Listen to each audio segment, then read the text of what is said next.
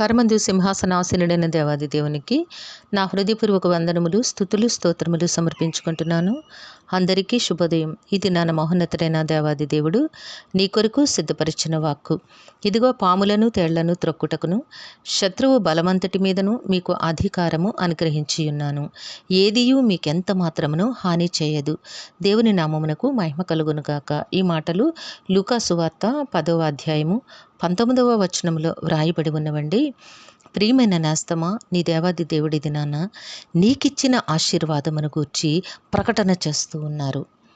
నీ జీవితంలో నీవు ఎంత ఉన్నతమైన వ్యక్తినిగా దేవుడు నిన్ను ఆశీర్వదించి ఉన్నారో నీకు జ్ఞాపకము చేస్తూ ఉన్నారు.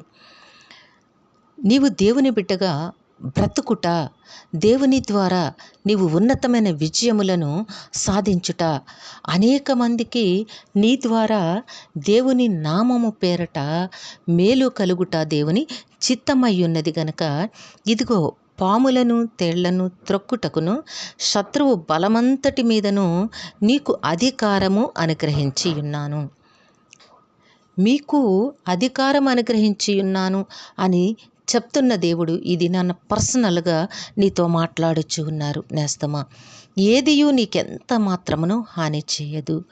ఎందుకనగా నీవు తన బిడ్డవై ఉన్నావు.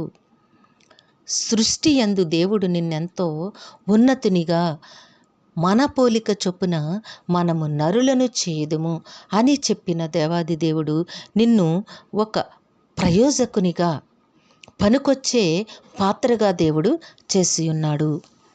తన శక్తిని నీకు ఆశీర్వాదముగా, తన ఉన్నతమైన కార్యములను జరిగించుటకు తన వరమును నీకు దేవుడు ప్రసాదించి ఉన్నారు. కనుక నీలో ఉన్న అవిశ్వాసమే నీ ద్వారా అనేకమైన క్రియలు జరగకుండా నిన్ను దూరం చేస్తోంది. నేస్తమా, విశ్వాసిగా ఉండు.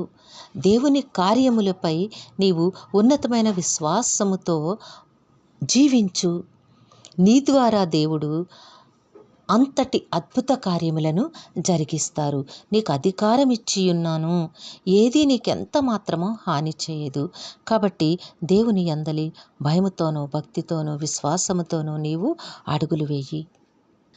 దేవుడు నీ బ్రతుకులో తప్పకుండా తనకి ఇష్టమైన పాత్రగా, అర్హమైన పాత్రగా, తన నామ మహిమ కొరకు జీవించే యోగ్యతను సిద్ధపరిచి ఉంచారు గనక నిన్ను అట్టి రీతిగా దేవాది దేవుడు వాడుకుంటారు. కాబట్టి నేస్తమా, దేవునికి అర్హమైన పాత్రగా ఉండినట్లుగా నీ బ్రతుకును ఆశీర్వదించమని దేవుని సన్నిధిలో వేడుకో. దేవుడు నీ ద్వారా ఉన్నతమైన అద్భుతమైన కార్యములను జరిగించి నిన్నొక ఆశీర్వాదమునకు హేతువుగా దేవుడు నియమించనై ఉన్నారు. దేవుడు నిన్ను దీవించి ఆశీర్వదించునుగాక. ప్రార్థన చేసుకుందాము. ప్రేమజాలి నమ్మకము కలిగిన తండ్రి, మీ ఘనమైన నామమును కొందనములు. మీ బిడ్డ జీవితంలో మీరిచ్చిన ఈ ఉన్నతమైన వాక్కును బట్టి స్తుతులు సమర్పించుకుంటున్నాము. మా ప్రియులందరినీ, వారి కుటుంబములను మీ దివ్య హస్తములకు అప్పగించుకుంటున్నాము తండ్రి. అందరికీ నీకు కావలసిన ఆయురారోగ్యము, పరిపూర్ణమైన రక్షణ, దీర్ఘాయుష్యు, నెమ్మదిని ప్రసాదించి మీ శాంతి సమాధానంతో జీవింపచేయండి. మేలులతో హృదయాలు తృప్తిపరచండి. యవన కాలమందున్న బిడ్డలని జ్ఞాపకం చేసుకోండి తండ్రి. మీ కాళ్ళు పట్టి వేడుకుంటున్నాను దేవా.